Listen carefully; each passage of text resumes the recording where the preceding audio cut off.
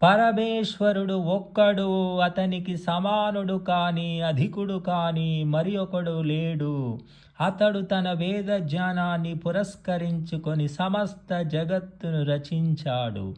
సృష్టి కార్యం చేయడంలో అతనికెట్టి సహకారం అవసరం లేదు.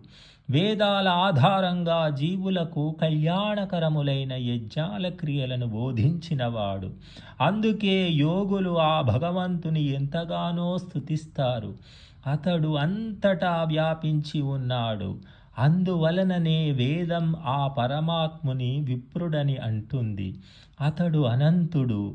అతనిని మించిన దేవత మరొకటి లేదు. అతడు సర్వజ్ఞుడు. మేధావులు విప్రులు నిరంతరం ఆ పరమాత్ముని సాక్షాత్కారం కోరి తమ మనస్సులను రూపరసాది బాహ్య విషయాల నుండి మరలించి మనః సృష్టికి కారణమైన బుద్ధి యందు లీనం చేస్తారు.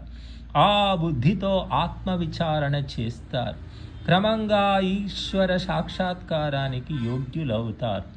అందుకే వారు పరమాత్ముని విశేషంగా ఘనంగా కీర్తించి స్తుతిస్తారు. శ్వేతాశ్వతరోపనిషత్తు.